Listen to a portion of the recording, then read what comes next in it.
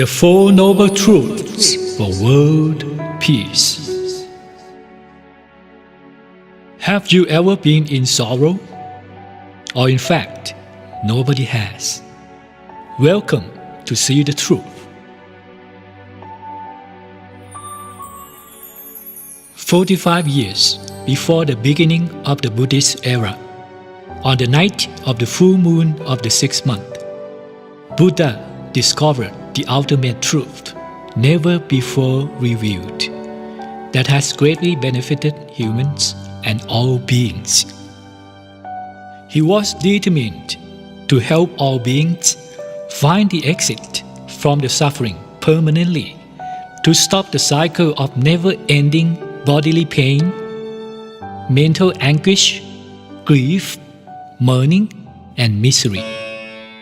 Attempting to acquire happiness through the five senses, regardless of how refined or abundant, will not enable one to escape from suffering. The feeling of happiness is temporary and gradually decreases with time. One is repeatedly compelled to seek more happiness. In so doing, one only encounters more sufferings.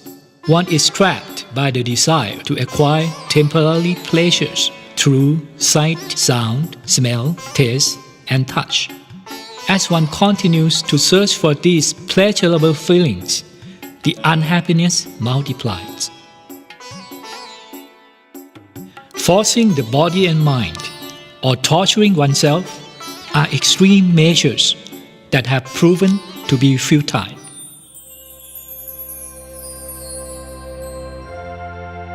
Following the middle path is to see things as they truly are, that they exist only temporarily. All things arise, change, and eventually disappear. To be attached to things that can only exist temporarily will unavoidably lead to suffering. At the same time, there is the cycle of life's experiencing sufferings, from inescapable decline that awaits one through old age, sickness, death, separation from loved ones, inability to obtain the desires, and encountering things that one despises. As long as there is birth, there is this cycle of sufferings before eventually passing away. Then, what causes the birth?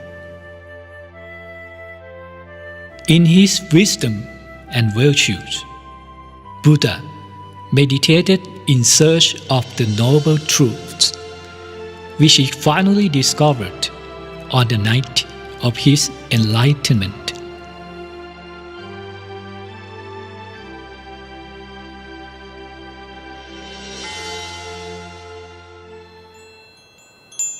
The Buddha discovered that suffering exists, but one who suffers does not.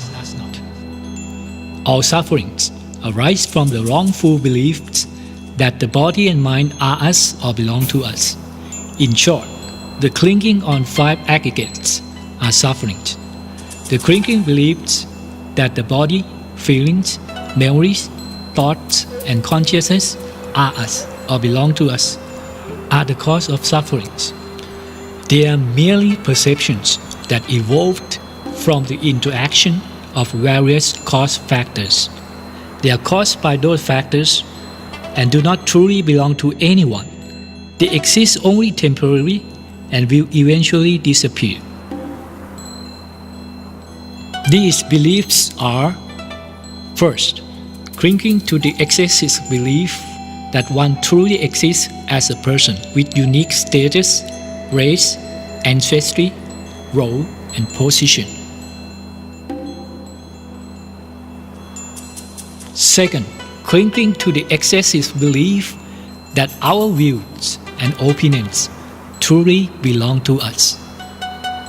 Third, clinging to the pleasures obtained from the six contacts: sight, hearing, smell, taste, touch, and emotion, believing that these sensations belong to us, when in fact they are transient and are not ours. clinging to rules and rituals, wrongfully believing one must formally conduct rituals according to rigid structures and protocols. This is not a true exit from sufferings. What is then the cause of this suffering? The true cause of this clinging is craving. Craving for things to be this way, craving for things not to be that way, craving for things to be better and better endlessly. To exit from this is to see the true nature of all things, to see that all substances in the world arise as a result of various cause factors and not due to specific beings, persons, or entities. All substances are simply masses and energy that are interdependent and interacting with one another, with no definite existence at any moment. They are simply natural substances that continuously drive the process of consistent changes through the interaction of factors both in tangible form and in perception of the mind. These processes continue perpetually, driven by the ignorance and cravings. It is neither because of us nor other people at all. This is called Paticca Samuppatta. All states are interdependent on one another. They do not exist by themselves. Because of the ignorance of the actual nature of things, thought formation is then developed. Because there is thought, there comes consciousness. Because there is consciousness, there are mood and personality. Because there is personality, there are six senses. Because there are the six senses, then they sense internal and external contacts.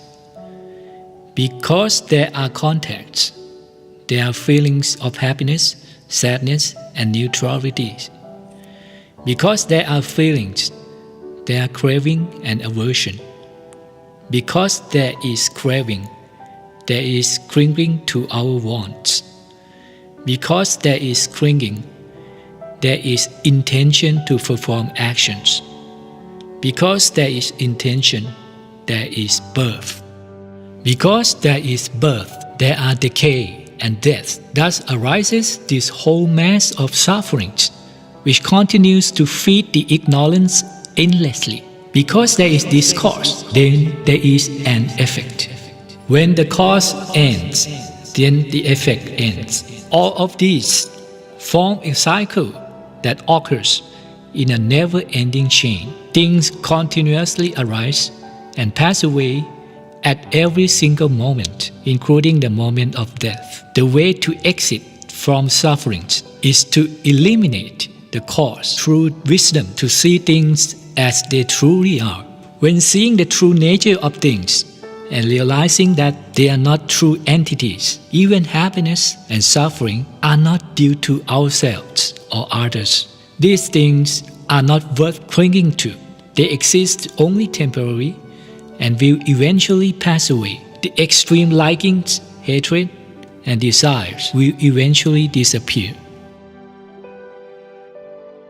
Bodies come from the four elements: earth, water, wind, and fire. The four elements combine to form the body, and hence the body permanently owns it. It can only exist temporarily. Food substances enter and leave the body. The same goes for the air breathing in and out, water that comes in and out, and the energy that circulates throughout the body. These elements naturally decrease with time and need to be replenished constantly. The four elements circulate throughout the entire universe, changing from one form into another, continuously arising and passing away. No one truly owns them. Thus, there are no difference from the wind, the sun, the sky, and the river. The mind too is not truly us. It comprises of feelings, memories, thoughts, and consciousness that result from other cause factors. These are the six contacts: eyes, ears, nose, tongue, body, and mind. They are unstable elements which constantly change, arise, and pass away. Because any substance that naturally arises will naturally pass away. Hence, it is never truly permanently us or ours. By seeing things as they truly are, the right understanding is then developed that there is no permanent substance or entity which belongs to any body, no permanent us or them. One must constantly remain aware of the body and mind in order to realize this foreseeable truth that has existed all along. In so doing, one will walk along the noble path which will lead one to become a noble individual with the right thoughts, the right words, the right actions, and the right deeds. Will not harm oneself and others. One will be constantly mindful in avoiding improper actions and to practice proper actions. As such, the mental concentration will be focused and remain impartial. The original state of mind, which is by nature pure, bright, and joyful, will appear on a regular basis. By proceeding along the noble path, greed, anger, and misperception will eventually disappear. The tenacious clinging to desires will gradually decline, and one will reach a state of neutrality. One will let go of obsession with likes and dislikes due to the realization that nobody truly gains or loses anything. The original peace of mind that exists within will surface in the present moment. It is the true peacefulness that needs no reliance on impermanent substances. The path to eternal nirvana, the exit from the cycle of eventual sufferings, was thus declared to the world since then. Look, Bhikkhu. All mental formations naturally deteriorate with time. All of you should attend to matters that are beneficial to you and to others completely without negligence.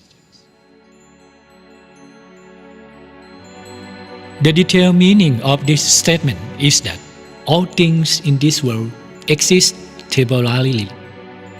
They are transient with no permanent entity. They arise, change, and eventually deteriorate. One should conduct one's duties to the utmost benefits of oneself and others. One should lead one's life with constant mindfulness.